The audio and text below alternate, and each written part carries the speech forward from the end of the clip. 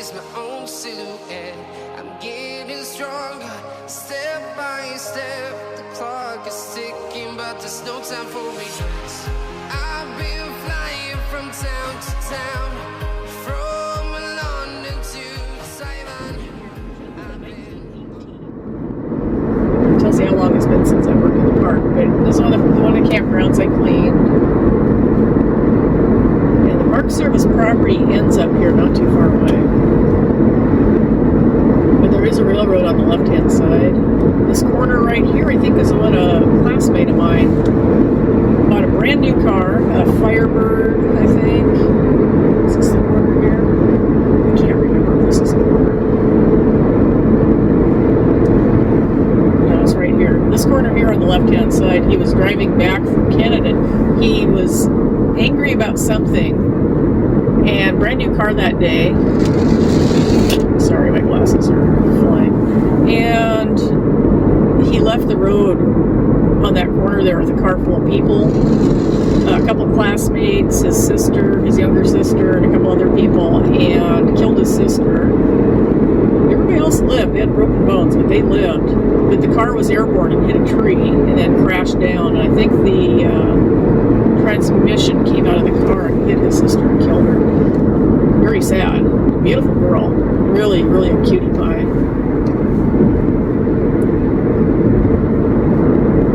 30 miles from Roslyn.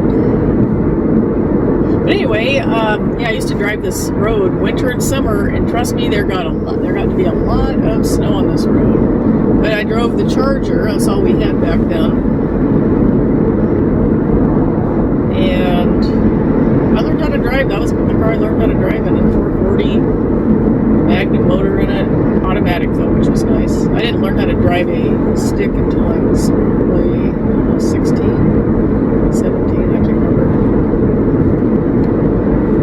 It was a while. Well, I've got an hour to go. Let's see. 55 minutes to go 29 miles. With guys like this in front of me, I might not make it. The road going up, once you get past the border. Yeah, my mom, she'd go up there and she'd party before I get on that. She'd go up there and party. She was young. She'd go up there and hang out with her friends. So go hit the bars and have some fun. And turn us loose. I mean, I could do anything I wanted up there. I could be out till 4 in the morning at 10 years old if I wanted to be. Go get drunk. She didn't care. She was up there to have fun. And, but she'd be too drunk to drive back, and if she didn't stay overnight with her friend, would you stop going on all that water, you goofball? She'd go up there with her friend. If she didn't stay overnight and came home, we had to make the border, which closed at 12 o'clock. We always made the border, but I was driving, and I'll tell you, wintertime, it was a pretty squirrely road. Because it didn't have rear drive, didn't have front wheel drive in the car. The problem being the front end, the motor was so huge and heavy that you had to put weight in the trunk. But it did fairly well. And that railroad track right there is where my grandma, she hit the train. It was nighttime. She thought there was a car coming. Because the way the road runs parallel to the railroad track, I think she might have been sketching out too. But yeah, it messed her up bad. Popped out her retinas in her eyes, broke her nose. I think she got a pretty bad concussion out of it. That messed her up because I know after that she wasn't quite right, and it wasn't too long after that she started getting Alzheimer's, which at the time I didn't realize was a thyroid issue. If I had, I could have saved her, but she ended up going into the nursing home, unfortunately. Here's our rain. Oops. I turned on my back windshield wiper. I drive this car so seldom. I actually drive it, I think I put on maybe a couple thousand miles a year. I bought it for the mileage because it gets 50, in the summertime it gets like 54 miles to a gallon. I've had it up to 56 miles a gallon. But I got 52 even with like 1,000 pounds of tile in the back of it. The back end, it was funny, somebody pointed it out, the back wheel well was almost riding on my back tires. But no, it's when it's warm weather, it gets really good mileage. Right now it's getting 49.3 and it's 45 outside. I like gadgety cars. Now, I love the thought of a hybrid. Those appeal to me. Oh, look at the clear cut up there. Never looked road was that last time I was up here? That's a steep mountain. You guys might not be able to tell, but that is one steep mountain. I've fought fires on mountains like that, and they are challenging. What else that? No, Warehouser was doing a lot of clear cuts. Boise doesn't usually do that. They replant. They do a selective harvest. Unless there's a bug kill, they're good. My dad was a logger. And they did road building.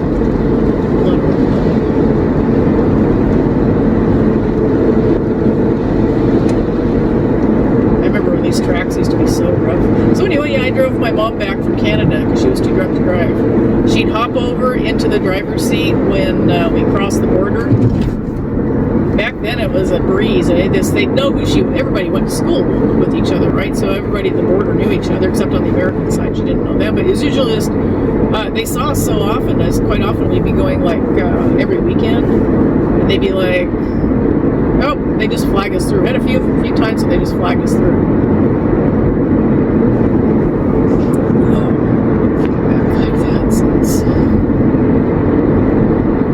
Still on the left, but I just can't get my camera turned far enough to do that. 66 am I doing? Why the pickup's all? Because I was following him and he's going 66. Now up here, it's kind of a neat area. It used to be a convent, and there used to be a railroad track that crossed the road up here about a mile up. Now it's called I think maybe it was always called Marble. Now they call it Marble Flats.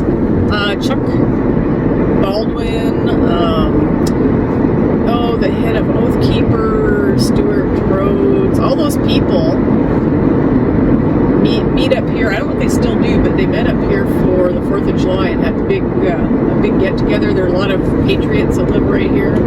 I was always told it was like a cult, but then they say that about everybody. Anybody they don't want to agree with. But anyway, this area is really nice. It used to be all farm. Some old guy, when I was a little kid, he was still alive. This was all fields, open fields, no trees, and he farmed this all. I think it was wheat fields. It's a shame it's not still.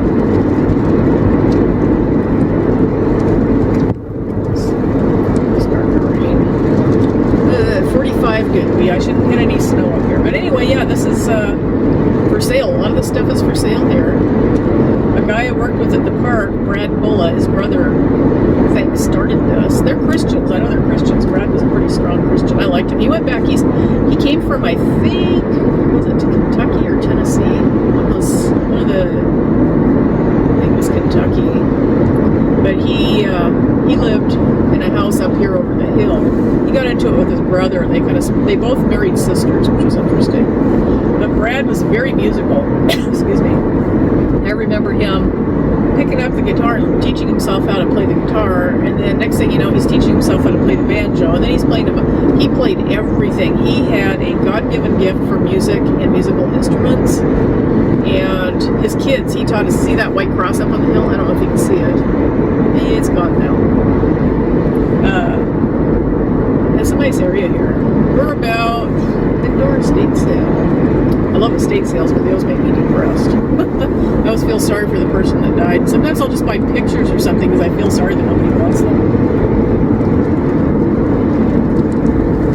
But I like antiques, so estate sales are nice because most people that are older have antiques. Nowadays, people don't care about them so much. But I love antiques. The more Baroque, the better. I like the Rococo style, which I don't only have one thing, I think, from them. I just like that it's history. Somebody owned it, somebody loved it. Like I have a bedroom set. It was a screaming deal.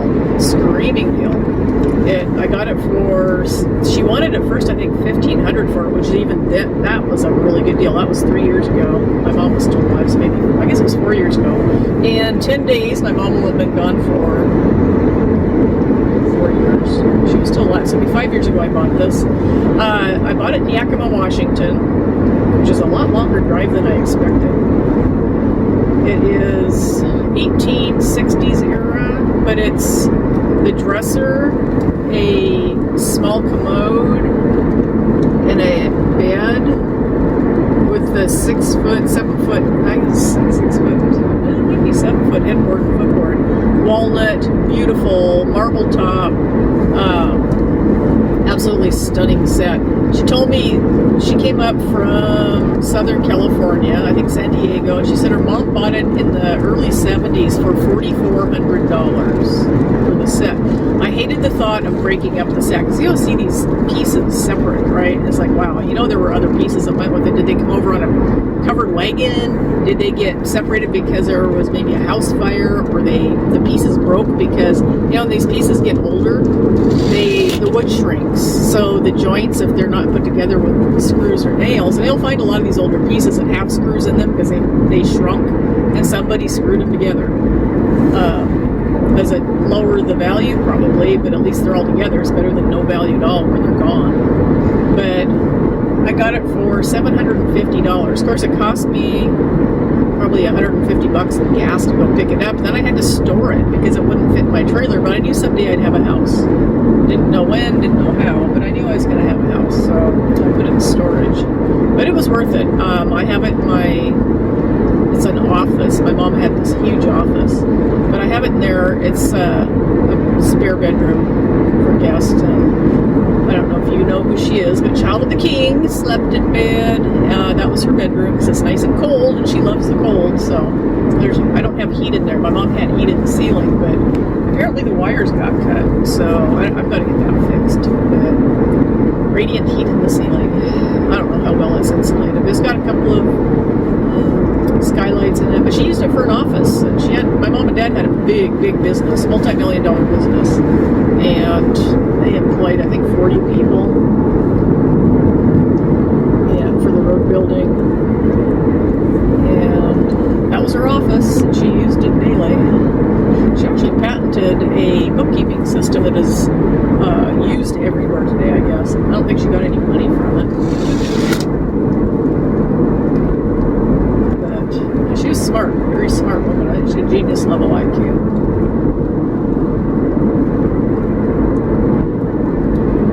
I wish she was alive today. I'd like to have her see the political arena and see what she thinks of it. She did a lot of political research. I don't know if I can do this going across the border. I wonder. Maybe they do a block on this. I don't know. They'll probably say, turn that off. Maybe they'll wipe my phone. I hope not, because I still have some few pictures on there I want to keep. Pictures and videos. I didn't take them all off. I took 823 pictures and videos off of it to make up room. Might make my phone work better, too. That might be why it wasn't working very well. The internal storage was a little over half full. Hard to say. I think right here is where the Park Service doesn't own the river anymore.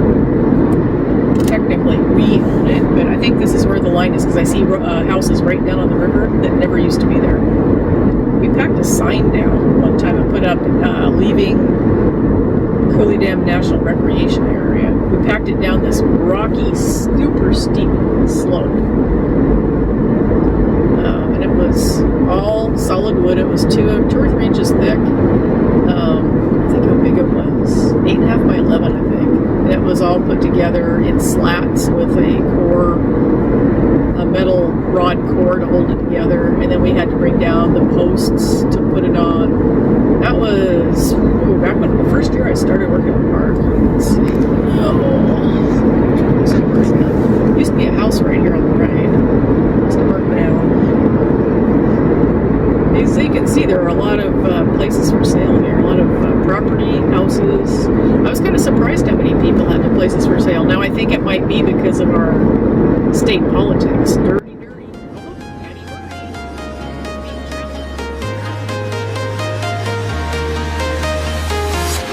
I'm walking alone, the streets are empty. The only thing I can see is my own silhouette. I'm getting stronger, step by step. The clock is ticking, but there's no time for me. I've been flying from town to town, from London to Taiwan. I've been all around the globe, trying to protect your soul. We are heroes tonight. We will fly above the sky. tonight. Yeah, we are heroes tonight. We will fly above the sky. We are heroes tonight.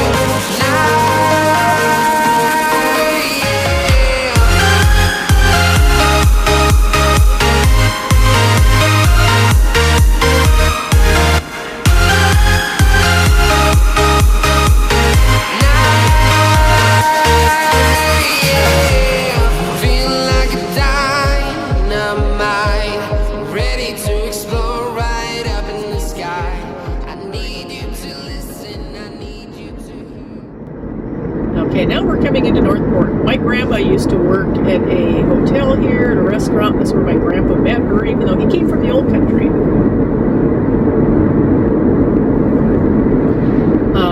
He came from the old country. He heard about a family of girls. There's a place called Onion Creek, and off to the right, I don't know if you can see it. No. There's a great big mountain. You have to go over that, and this is mining area, by the way. Sorry, I'm trying to get this thing. You can see. Onion Creek is where my great-grandpa lived, and my grandma was raised with, I think they had like 15 kids, I can't remember.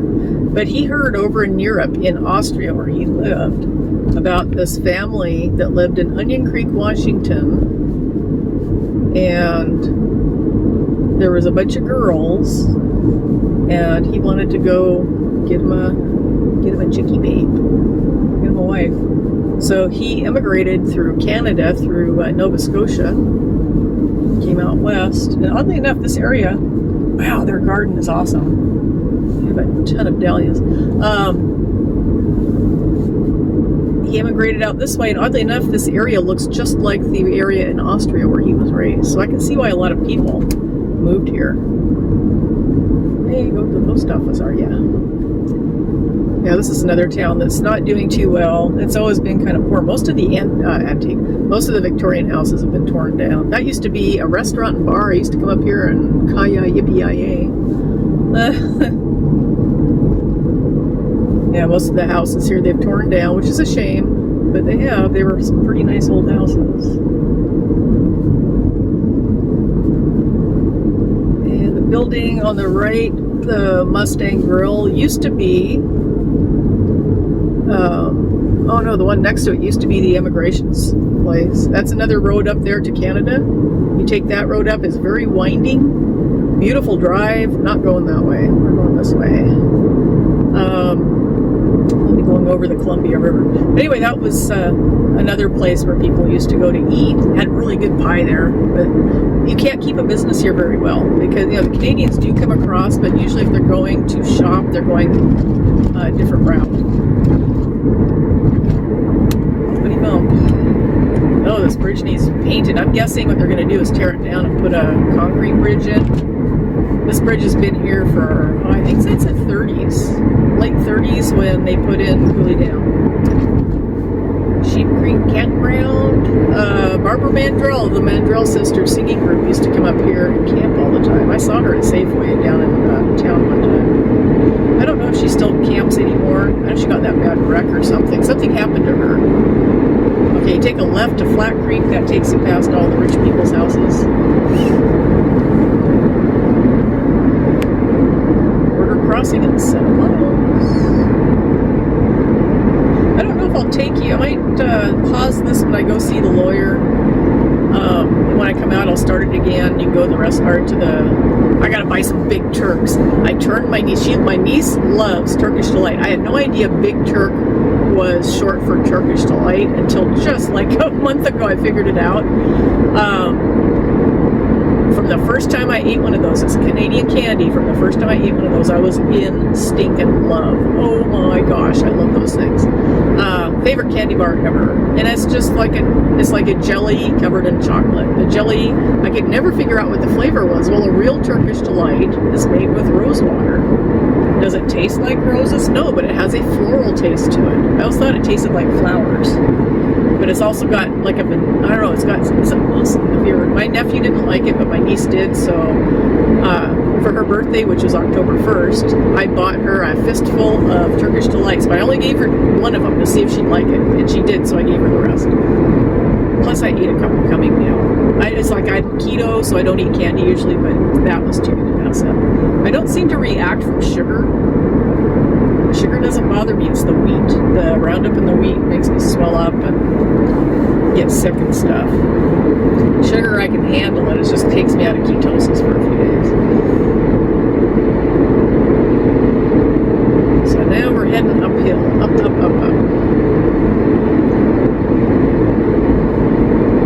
Canada is up. When you get to the border, there's a line in the, in 2 days, when it starts snowing on Thursday,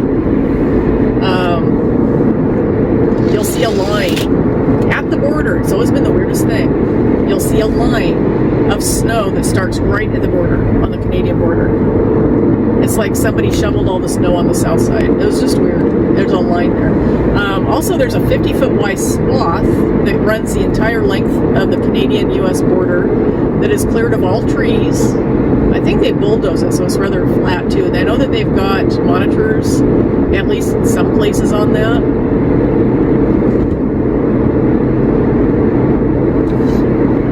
I don't know, you guys can't tell unless you can hear the motor in the car. I wish I had an altimeter. I need one of those. Maybe on my phone I have one, but I'm using it to record right now. I need an altimeter. I like gadgets. I told you I like gadgets. Oh, there's a snowplow. That's not a good sign.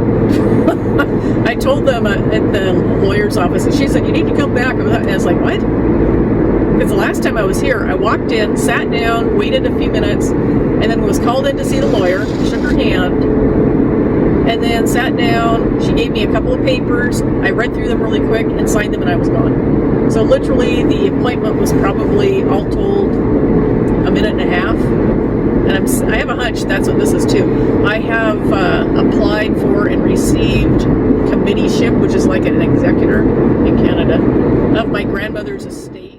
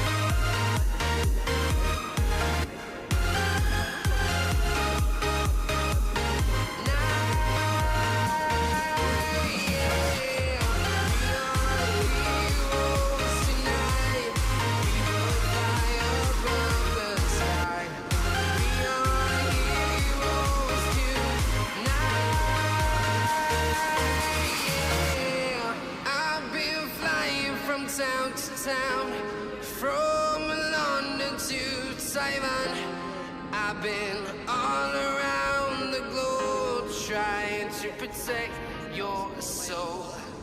Start seeing this gal, and I don't know why she